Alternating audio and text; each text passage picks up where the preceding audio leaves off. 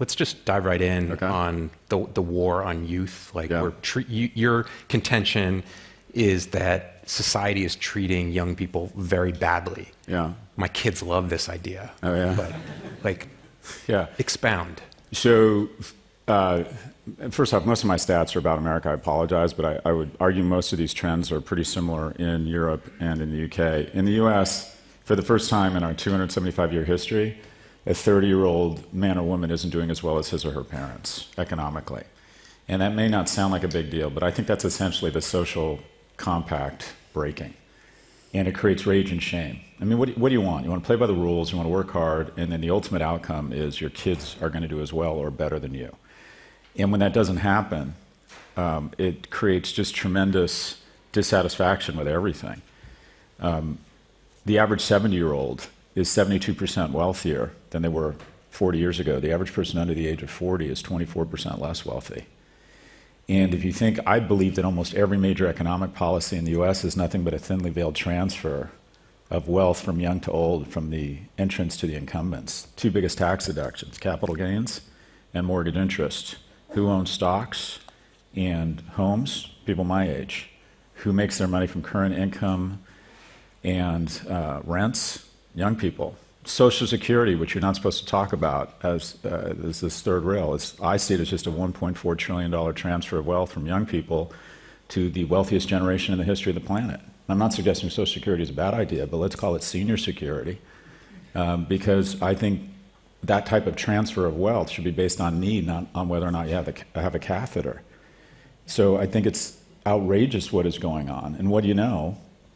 We have, and then the ultimate intergenerational wealth transfer in the history of the planet was, I have an idea, under the auspices of a virus, a million people would be bad, dying would be bad, but what would be tragic is if boomers got less wealthy. So let's come in and flood the market with $5 to $7 trillion in stimulus. 60 to 80% of it, depending on which survey you look at, was not spent. It was saved. It wasn't spent on food or medication. It was saved. People didn't need it. So what happened to that money? It went into the market. And you saw real estate prices go from an average of $290,000 to $410 in the US. And then when you couple that with interest rates, the average mortgage has gone from $1,100 to $2,200, meaning that whereas 2/3 of Americans could afford a home, now it's 1/3. So if you owned a home, champagne and cocaine. Look at what's happened to the stock market. Look what's happened to the stock market. It's screamed, right? So it's great if you own stocks. So the entrants have essentially been screwed to keep the incumbents rich. And who's going to have to pay for this stimulus that benefits me? The entrants. It's debt. It's all been debt-fueled. And then my industry is speedballing it. Higher education, we and my colleagues, and I apologize for the word salad, I'll wrap up here. Every morning, me and my colleagues in higher education, and to a certain extent, the incumbents, who, in my opinion, have got incredible regulatory capture, we wake up and we look in the mirror and we ask ourselves one question every day. How do I increase my compensation while decreasing my accountability? And we've managed to do this with this amazing strategy in higher education, which is still the primary upper lubricant for talented kids on-ramp into the middle class, wealthy homes. We've adopted an LVMH strategy. Let's artificially constrain supply. Artificially constrain supply. Let me get this. The endowment of Harvard is up 4,000% in the last 40 years, and they've increased the freshman seats by 4%. They could admit 15,000 people every year. Instead, they admit 1,500, what a good Starbucks does. So we can all feel really just awesome about how amazing we are. And the people who already have a degree, the boomers, the incumbents, the value of their degree goes up. And then once... But do you think it would be better to have twice as many Harvard graduates? 10 times as many. 10 times as many. They could have 15,000 kids and have absolutely no decrease in the quality of their freshman class. And all this anger over DEI is an incredible misdirect and unnecessary, because it's not about who gets in, it's about how many. You know where there's no arguments over DEI? The great community colleges. Because it's just, do you want to come in? Or do you want to pursue a better life? Then come here. When I applied to UCLA, the admissions rate was 76%. I didn't mean to sound angry at you, I'm just angry. When I applied to UCLA, the admissions rate was 76%. I was installing shelving in the Inland Empire in Los Angeles. The highlight of my day is I used to get ridiculously high with my coworkers and then take to the highways of Southern California. And I've been rejected at a college that had a 76% admissions rate. And my mom said, why don't you apply again? And I remember this moment. The admissions director called me and said, you're not qualified, but you're a native son of California, we're letting you in. And then, out of UCLA, I got a 2.27 GPA. For those of you that don't know, that's not very good. And what did the finest public school in the world do, Berkeley? It let me into graduate school. And that's the whole point of higher ed, is most of us aren't freakishly remarkable at 18. The whole point is to give unremarkable people a chance of being remarkable. And this is a flex, but it's relevant here. Last year, I paid $14 million in federal income tax. And guess what? It's worked out for all of us. We're not here. Me and my colleagues aren't here to identify a superclass of rich kids and freakishly remarkable and turn them into billionaires. We're here to give everyone a shot at being a millionaire at some point. We have totally lost the script, and it's been adopted by America. Once we have a house in America, we get very concerned with traffic, and we start showing up at the local review board, and we make sure no housing gets built. There's 1.5 million fewer houses in household formation. The result is the incumbents that already own houses have seen the value of their real estate skyrocket. So where does this all end up with youth in America? More obese, more anxious, more depressed, more angry than any generation in history. The highest suicide rates, the highest self-harm rates. I mean, what is the point of any of this if our kids are depressed? Literally, what's the point? We talk about GDP, we talk about growth, we talk about who gives a f if our kids aren't doing well? We have literally lost the script. And we keep voting ourselves, seniors who vote, and have elected a group of people that is a cross between the Golden Girls and the Walking Dead, keep voting themselves more money. Voting themselves more money. In the US, we spend the lowest per capita on children of any nation in the West. And what do you know? Kids aren't doing well. Sorry, back to you. Yeah. So what's your advice to this message resonates like incredibly well online. You've given lectures, TED Talks, whatever, and everyone I know between the ages of 25 and 45 know who you are, right? What's your advice to them? Like, they're not going to change the world and fix all these things. We're not going to, overnight. So like, if you're coming up right now, how do you navigate this? Well, it sounds very trite, but the first thing is vote. But look, we have the power. We're the ones that have money, and money has basically become more important than votes in DC. So the question is, and we all see this, we all see kids, friends of our kids, we see, I think, something going on, right?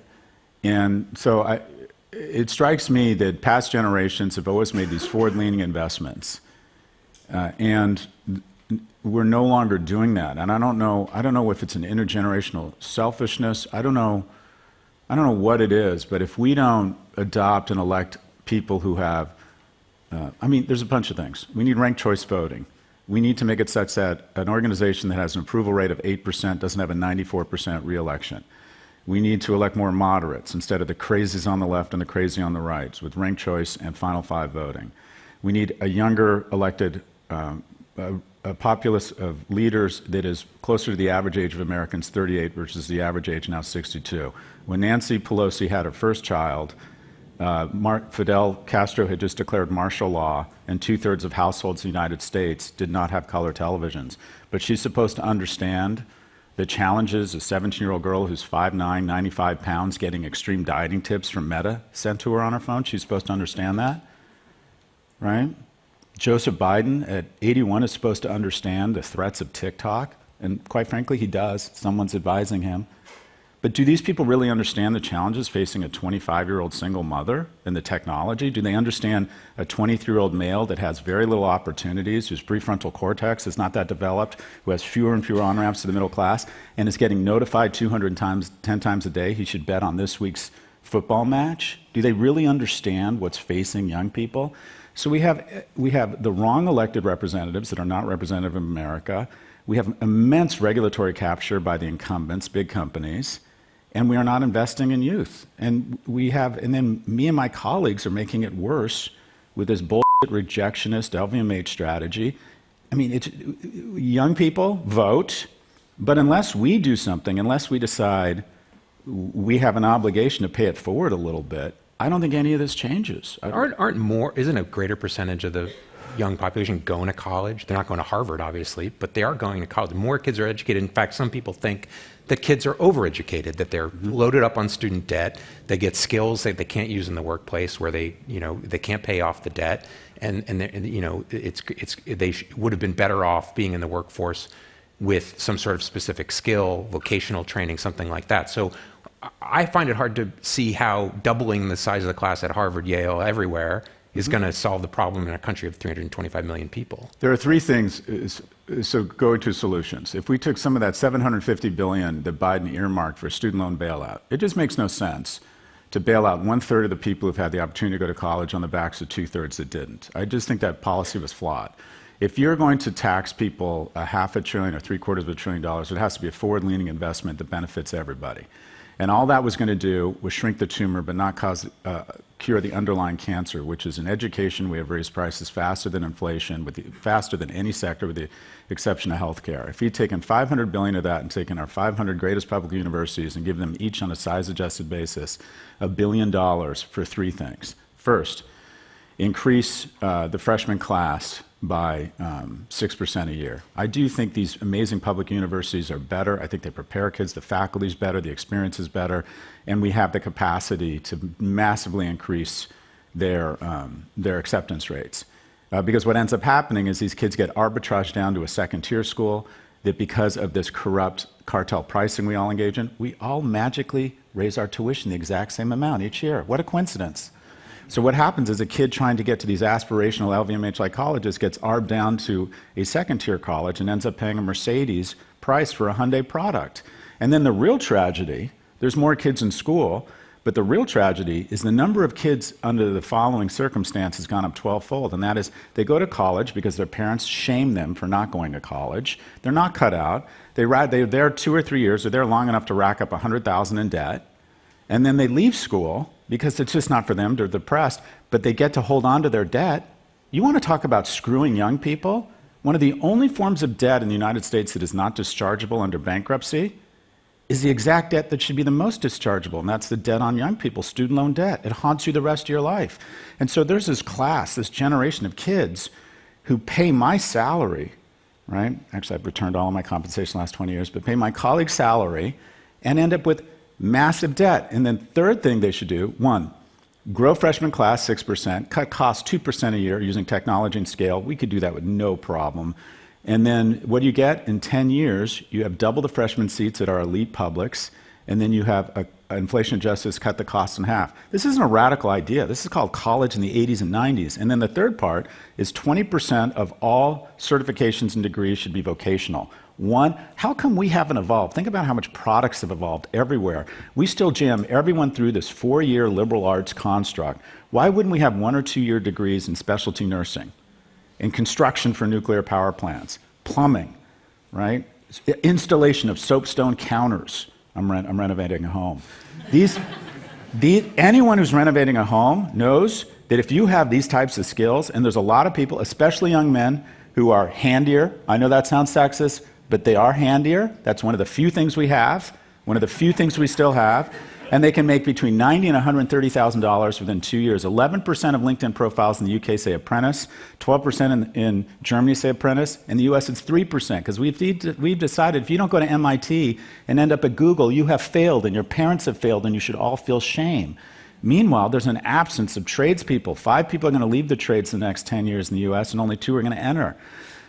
The place we train these kids is our great public universities. They have the infrastructure, they have the skills, they have the contacts.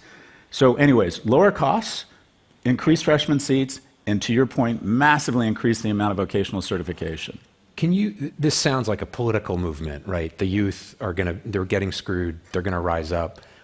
Draw a line between this dissatisfaction and what we're seeing on college campuses right now, where students are, encamped, against the war in Gaza, demanding divestment, doing things that are making their parents crazy. And is there a connection there? I think it's an incendiary poured on everything that turns any any cut into an opportunistic infection. It makes everyone old, meaning every time, it makes all situations potentially you could get pneumonia and die. Everything becomes worse because young people are just naturally enraged. One of the problems I think that young people are having with this movement on campus, whether you agree with it or not, is how many spokespeople have really emerged. The premier spokesperson that's gone viral for the protests on campus was demanding that the revolution be catered. If you think about most effective movements, they have matured a really powerful spokesperson who can articulate a strong message.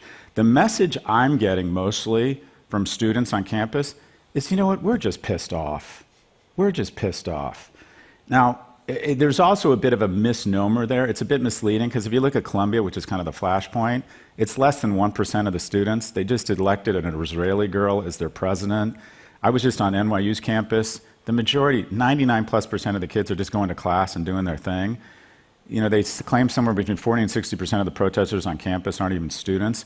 Anyways, I think it takes everything, every movement that has, justification. It's great that young people challenge the status quo.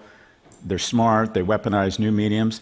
But I think it turns every minor problem or anything we could have a civil discourse around just into rage. If people are angry, it's like being in a relationship. When most of the times when your spouse, your partner gets really angry at you and blows up at you, it's not about the situation at hand. It's about the atmosphere, and they're upset about something more broadly. So is this a manifestation of... Specifically campus right now? Yeah. I think it's three things. One, me and my colleagues, again, have created this orthodoxy of oppressed and oppressor. Oppressor's over there, oppressed over here. You're one or the other, right? And unfortunately, I think that young people conflate the civil rights movement with what's happening to the residents of Gaza. And the easiest way to identify an oppressor is how rich and how white they are. And fairly or unfairly, I think Jews in Israel are seen as ground zero for the ultimate rich and whiteness. I think the statistics are overwhelming that this makes no sense. I've said this very publicly. 2,200 service people die at Pearl Harbor. We go on to kill 3.5 million Japanese, including 100,000 in one night. 2,800 Americans die in 9/11. We go on to kill 400,000 people in Iraq and Afghanistan. I mean, it's just the numbers and the responses and the response on campus don't foot to actual history in terms of what people seem to be outraged about. I genuinely think that bottom line is Jews aren't allowed to win a war. We're just not allowed to win a war, right? Everyone else who's attacked is allowed to come back and win a war except for Israel and Jews. So I believe that, two, they're also, quite frankly, Israel has not draped itself in glory. It has, Netanyahu, in my opinion, is diabolical, has cut a deal with the devil, with the far-right extremist sect of his country, has put bigots in the Knesset, and the oversettlements and treatment of people in Gaza has been terrible. We've gone, when I say we, I have family in Israel, we've gone from being the David to the Goliath, so the atmospherics are terrible. And you also have, in my opinion, a situation where, and I know this sounds paranoid, doesn't mean I'm wrong. If I were the CCP and I controlled the most effective propaganda tool in history, where the majority of people under the age of 25 would prefer to have TikTok than all other media combined, I would put my thumb on the scale of things that divide America. We can't beat you kinetically, we can't beat you economically, so we got the perfect strategy. We're going to get you to hate each other. That's what we would do. We have a division that does this. It's called PSYOPs in the Army. It's exactly what we would do. And so now on TikTok, there are 52 pro-Hamas videos served for every one pro-Israel video. And actually, more young people under the age of 25 support Israel than don't. So with something going on, you think, well, Scott, you're being paranoid. These kids know how to use this medium. They're just using it. Well, okay. But if you go on the control group, if you go on Instagram Reels, there's 600 times as many videos being served on Uyghur genocide or Free Tibet. Is that just a coincidence? If you want to understand the ratios of video being served on CCP when they're dramatically out of line from public opinion, just go, what would the CCP want? Interesting. We're almost out of time, so I just want to give a chance for questions in the audience, right here, first row. Hi, Scott. Hi, how are you? Good. Sid Wilson. I'm president and CEO of the Hispanic Association on Corporate Responsibility in Washington, D.C., here in London. Great. Good to see you. Great. My That's a question lot. is The head of the Hispanic in London. You're yeah. here. Well, no. We're basically. I'm just here. I'm just saying that we're in D.C., but I'm actually. You're here in right London, now. even I believe though you. the issues that I address are U.S. You are not a simulation. Yes. Can you talk a little more? You mentioned it briefly, but can you talk a little more about what's been the real driver of this anti-DI backlash that started with the Supreme Court decision last year that culminated into this energy that has tried to redefine what diversity, equity, and inclusion is, and given the fact that you have such a strong marketing background, I followed you for many years, and what do you think is your thoughts on the roots on this? I think it started from a great place, and unfortunately, it's progressed to a point where it's eating its own tail. So in 1960, there were 12 blacks at Princeton, Yale, and Harvard combined. Right? That's a problem. Race-based affirmative action made sense back then. The academic gap between black and white was double what it was between rich and poor. 60 years on, and this is a wonderful thing, 51% of Harvard's freshman class is non-white. But here's the problem. 20% of those come from dual-income parent homes that are in above-average income homes. So letting in the Taiwanese daughter of a private equity billionaire is not diversity. And this is another sign of our progress. In America, today, you'd rather be born non-white or gay than poor. So I think we need to recognize our victory and our progress, but then figure out a way to come together. Because DEI is causing a lot of problems. Because what has happened with DEI? People of color deserve advantage. They've been treated really poorly, right? Well, also the Japanese. We interned the Japanese in concentration camps. What about them? What about women? Think about all the shit women have taken. Well, what about gay people, for God's sakes? They've been persecuted. And we ended up with a construct, an expensive construct that has huge apparatus and people that can never be fired, you can never question it, or you're called a racist if you ever question DEI efforts, right? Where we're purposely advantaging 76% of the population. The only people we're not advantaging are the 24% of people in America applying to college that are white and male. So when you have an apparatus trying to advantage 76%, you're not advantaging them, you're discriminating against the 24%. So what's the solution? Affirmative action is an amazing thing. Republicans and Democrats all believe there are certain people with wins in their face that could use a hand up. The key is, and the thing that causes all the agita, is a misdirect. It's around, okay, who qualifies? The affirmative action should be based on color, and that color should be green. And by the way, this isn't new. The University of California, since 1997, did away with race-based affirmative action and bases it on an adversity score.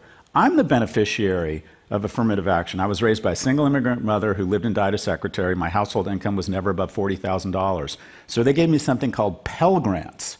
I couldn't have gone to college without affirmative action, and I think that's the model right now. Any visible characteristics we use for affirmative action creates a lot more problems than it solves. It creates resentment. And at universities, by the way, under the auspices of decrease my accountability and increase my compensation, leadership, ethics, sustainability, DEI, it is all bullshit. It is nothing but student debt. We have decided that we are no longer centers of excellence, but we're agents of an orthodoxy, that we're social engineers. How arrogant. We're here to give you the skills so you can go do amazing research and create economic value and security for you and your family. But no, let's create these huge departments called leadership. I'm going to teach a kid how to be a leader or to be more ethical. I can't get my 13-year-old to make his bed, but I'm supposed to help a 27-year-old become more ethical. But here's the great thing about these departments. There's no measurable outcome, so they never get fired.